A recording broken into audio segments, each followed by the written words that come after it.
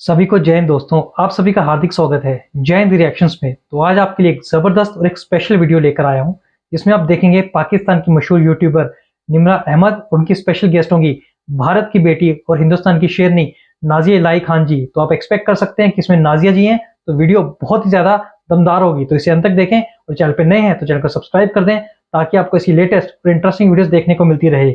जय हिंद, जय Bharat. Practical experience बता देती हूँ कि जब मैं गलतियों को जब गिनवाती हूँ तो सोशल मीडिया पे वो मुझे बिल्कुल गालियां देते हैं, मेरे पेरेंट्स को गालियां देते हैं, मेरी माँ को गालियां देते हैं। लेकिन यही पाकिस्तान के पुरुष जब सनी देओल और अमीषा पटेल चले जाएंगी तो सेल्फी लेने के लिए लाइन में खड़े हो जाएंगे, क्योंकि मेरे साथ भी यही होता है कि जो मुसलमान लड़के गालियां देते हैं वो सेल्फी लेने के लिए सबसे पहले चिपक चिपक करके खड़े हो जाते हैं। तो ये नॉनसेंस जो उनके दिमाग में डाला गया है, ये वो ले करके कंटिन्यू चल रहे हैं, जो चलना नहीं चाहिए, जो बेसिकली चलना नहीं चाहिए। प्रैक्टिकल चीजों को सोचना चाहिए।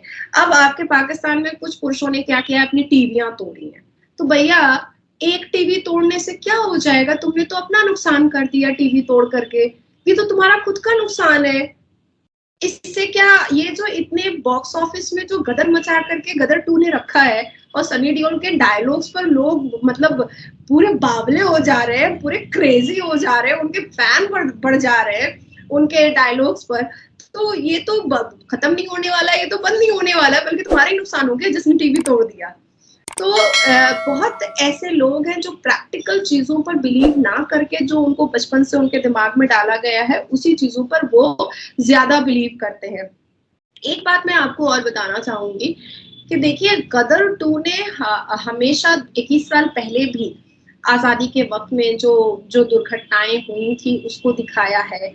उसके बाद फिर गदर 2 में दिखाया गया है कि 1971 में जब बांग्लादेश बन रहा था उस चीज को उन्होंने दर्शाने की कोशिश की है, और साथ साथ एक फैमिली को दोबारा जोड़ने की कोशिश करके दिखाई गई है।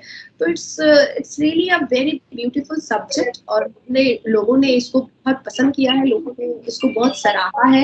हिंदुस्तान में ही नहीं बल्कि बाकी बहुत सारे विदेशी मुल्कों ने भी इसको सबटाइटल दे करके अंग्रेजी में इसको ट्रांसलेट करके दिखाया जा रहा है, और लोग बहुत पसंद कर रहे हैं। और जिस हिसाब से सनी देओल की डायलॉग डिलीवरी होती है, हिंदुस्तान जिंदाबाद था, जिंदाबाद है, जिंदाबाद रहेगा, माँ कसम मैं तो पूरा फ्लैट हो गई थी, मेरा तो दिल गार्डन गार्डन हो गया था। ये वाकई में सही बात है। आज हम लोग सीना गर्व से चौड़ा करके कहते हैं कि आजादी के 76वें साल को पूरा करने के बाद 77वें में आने के बाद हिंदुस्तान ने 77 सीढ़ियां कामयाबी की चढ़ी है, और 9 साल में जिस तरह से हिंदुस्तान ने तरक्की की है वो अपने आप में पूरी दुनिया में, पूरे विश्व में एक मिसाल है। हमारे इंडिपेंडेंस स्वतंत्र दिवस को इस पूरी दुनिया ने मनाया है, एक्सेप्ट पाकिस्तान। पूरी दुनिया ने मनाया, और कितने खूबसूरत तरीके से मनाया है, मान सम्मान के साथ मनाया है, पलकों पर बिठा करके मनाया है। हमारे केसरिया तिरंगे झंडे को सिर्फ हिंदुस्तान के सनातनी हिंदुओं ने या भारतीय जनता पार्टी के लोगों ने सम्मान नहीं दिया, बल्कि इस्लामिक कंट्रीज ने सम्मान दिया है। तो जब इतनी खूबसूरत माहौल होता है ना, तो वाकई में अपने आप को बहुत भारत की बेटी, भारत का पुत्र कहलाने में बहुत बहुत खुशी महसूस होती है। मैं तो चाहूंगी कि हर किसी को ऐसी मूवी, सब्जेक्टिव मूवीज देखनी चाहिए, और नफरत दिल से हटा करके उस मूवीज के सब्जेक्ट को समझना चाहिए कि अगर वो इतना लड़ रहा है उस मूवी में, एक हीरो है जो अपनी मुसलमान बीवी को और अपने बेटे को के लिए वो इतना लड़ रहा है कि उसने अपनी बीवी को पाने के लिए एक धरती का, भारत का पुत्र होने पर भी उसने पाकिस्तान जिंदाबाद भी बोल दिया, क्योंकि वो अपनी बीवी और अपने बेटे को बहुत महत्वपूर्ण समझ रहा है, बहुत वैल्यूबल समझ रहा है। तो मुझे लगता है कि सिक्के के 2 पहलू होते हैं, और दोनों को समझना चाहिए, ना कि बिल्कुल पागलों की तरह हाई हुल्ला करना स्टार्ट कर देना चाहिए। पर क्या किया जाए, हिंदुस्तान के मुसलमान हो या पाकिस्तान के मुसलमान हो, हमारी कम्युनिटी में यही तो एक बुराई है और कमी है कि हम चीजों को 2 पहलुओं से नहीं देख करके सिर्फ नेगेटिव की तरफ ज्यादा भागने लगते हैं, और कहीं ना कहीं वो हमारे ही सर का दर्द बन जाता है और हम ही कमजोर होते चले जा रहे हैं। हमारे ही अंदर शिक्षा की कमी है, आज हमारी ही कम्युनिटी शिक्षित नहीं है।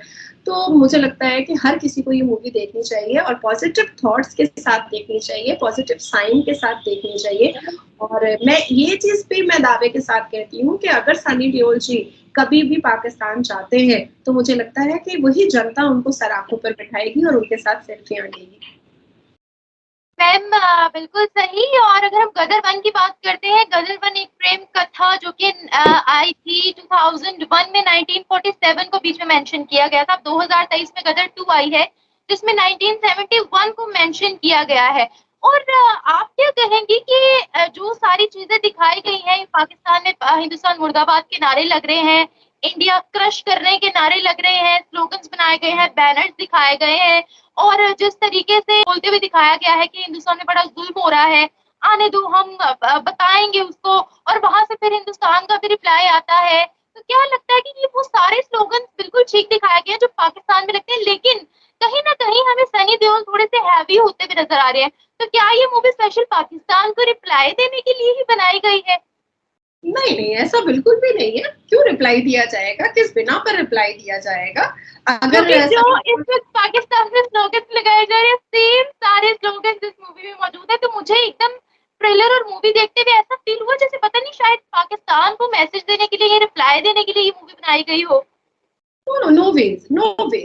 क्यों? अब मैं और आप जब बैठ करके किसी मुद्दे पर कन्फ्रंटेशन करते हैं तो क्या मैं हिंदुस्तान के मुसलमानों की बात नहीं रखती हूँ? मैं तो रखती हूँ। अब कोई दुनिया में कह देगा कि देखो ये तो सिर्फ पाकिस्तान के लोगों को टारगेट करती है, मैं ऐसा तो नहीं है। मैं हिंदुस्तान में हमें सनी देओल पाकिस्तान पर हैवी होते हुए नजर आए हैं इस मूवी में। तो हिंदुस्तान तो हैवी है ही ना, पाकिस्तान इज नो फेयर। ये तो एक्सेप्ट करना पड़ेगा ना। द सेकेंड थिंग इज कि आपके यहाँ मंदिरें तोड़ी जा रही हैं, आपके यहाँ चर्च तोड़े जा रहे हैं, मौलाना फतवा जारी करते हैं और चर्चों को तोड़वाते हैं खड़े होकर के। इस पर क्यों नहीं बात की जाती है? इस पर भी तो बात करनी चाहिए ना, इस पर भी तो तबसरा करना चाहिए ना। अरे एक इंसान है सनी देओल जो हिंदुस्तान में एक बहुत मशहूर एक्टर हैं और हमेशा भारत के पुत्र के हिसाब से उनको देखा गया है। तो डेफिनेटली कि वो अपने भारत के मान सम्मान मर्यादा, अपने भारत के को सर को ही तो ऊंचा करेंगे ना। देखिए आज के सिनारियों में हम लोग ऐसे मतलब इतने राष्ट्र से प्रेमी एक्टर तो बहुत कम मिलते हैं। सब तो अपनी अपनी कमाई के चक्कर में, सब अपने अपने बिजनेस के चक्कर में है। हीरोइन जो है वो अपने स्किन को शो ऑफ करने के चक्कर में है, जितनी भी एक्ट्रेस है। तो अगर उसमें 2 4 10 ऐसे एक्टर हैं जो भारत के सम्मान, भारत के मान, भारत के आन बान शान पर काम कर रहे हैं, तो हमारे लिए तो वेलकम है। और ऐसी मूवीज हिट हो रही है यहाँ पर, ऐसी मूवीज ही हिट हो रही है यहाँ पर। तो पर्टिकुलरली किसी को हर्ट करने के लिए मूवी नहीं बनाई गई है। बट मैम पाकिस्तान का तो नेगेटिव इमेज बीच में बहुत ज्यादा शो हो रहा है। देखिए एक समुदाय है, एक ऐसा समुदाय है जो अच्छी चीजों को भी नेगेटिव वे में ले लेता है, अच्छी खूबसूरत चीजों को भी नेगेटिव में ले लेता है। मैं छोटी सी अगर बात कह दूंगी कि भाई औरत और मर्द बराबर है क्योंकि कुरान ने कहा है, तो वो मेरे सीने पर चढ़ जाएंगे और कहेंगे कि नहीं, औरत कभी मर्दों के बराबर नहीं हो सकती है। हमारे देश में भी मौलाना इमाम लोग कहते हैं कि नहीं, औरत बराबर नहीं हो सकती, औरत अगर पढ़ लेगी तो बराबर हो जाएगी। तो हम अगर कुरान की बात बताते हैं तो भी मुसलमान मर्दों को बुरा लग जाता है, हम हदीस की बात बताते हैं तो भी मुसलमान मर्दों को बुरा लग जाता है, हम अपने इस्लाम के बारे में सच बोलते हैं तो भी मुसलमान मर्दों को बुरा लग जाता है। तो बेचारे सनी देओल जी ने 10-12 इतने अच्छे खूबसूरत डायलॉग मारे हैं जिस पर यहाँ पर लोग पूरे मतलब क्रेजी हो चुके हैं, उनके फैन की तादाद बढ़ चुकी है। उसको भी उन्होंने मतलब अपने सेंटीमेंट में ले लिया और अपना ईगो हर्ट कर लिया। देखिए हम जब अपनी जिंदगी से सीखते हैं और जैसे जैसे बड़े होते हैं ना, तो हमें क्या चाहिए कि हमें अपने दिलो दिमाग से ईगो, प्राउड, ऐसी चीजों को निकाल करके फेंक देना चाहिए, बिल्कुल खत्म कर देना चाहिए। आज अगर पुरुष देख लेंगे कि निम्रा जो है वो फॉरेन मिनिस्टर बन गई है पाकिस्तान में, तो सारे पुरुष आपको गालियां देना स्टार्ट कर देंगे कि भाई निम्रा फॉरेन मिनिस्टर कैसे बन गई, बहुत आवारा होगी, बहुत ऐसी होगी, बहुत वैसी होगी। नाजिया इलाही खान यहाँ पर इतने बड़े पद पर बैठी हुई है, बहुत फेमस है, बहुत रिनाउंड है, तो जितने मुसलमान मर्द है वो मुझे आवारा बोलते हैं। मैंने तो आपको एकदम एग्जैक्ट आंसर दिया ना अगर हम वेस्टर्न आउटफिट पहन करके बाहर निकले तो भी हम आवारा है। अगर हम हिजाब पहन करके निकले तो भी कहेंगे ओह हिजाब पहन रही है, ये सब दिखावा है, हिजाब के अंदर बहुत कुछ चल रहा होगा। मैं आपको एक छोटा सा मिसाल देती हूँ कि 2022 के जनवरी में मैंने एक मुसलमान लड़के को कुछ पैसा कर्ज में दिया था। मैं अब 1-1.5 साल से मैं वो पैसा रिटर्न मांग रही हूँ, तो जैसे ही मैं लिखती हूँ कि भाई ये पैसा रिटर्न कर दो, तो वो मुझे बदले में गाली देता है माँ बहन की। और वो मैसेजेस मेरे पास हैं, I can proof, I have the proof. वो मैसेजेस मेरे पास है। अब तो मैं टाइप ही करती हूँ कि मुझे पता है मैं अपना पैसा मांग रही हूँ और तुम मुझे गाली दोगे, ठीक है गाली दे दो पर मेरा पैसा भी दे दो। अब तो मैं टेक्स्ट ये करती हूँ। तो दिस इज द नेचर ना। तो वो सनी देओल को क्यों ना कोसेंगे, क्यों ना बोलेंगे। दोस्तों आशा करता हूँ कि वीडियो को अपने अंत तक देखा होगा और निम्रा अहमद और नाजिया खान जी का पूरा जो डिस्कशन है वो आपको काफी पसंद आया होगा। अगर वीडियो अच्छी लगी है तो इसे लाइक और शेयर जरूर कर दें और इस वीडियो के बारे में जो भी आपके विचार हैं आप अपने विचार हमें कमेंट सेक्शन में लिखकर जरूर बताएं। हमें आपके कमेंट्स का इंतजार रहेगा और एक बार फिर चैनल पर नए हैं तो चैनल को सब्सक्राइब कर दें। जय हिंद, जय भारत।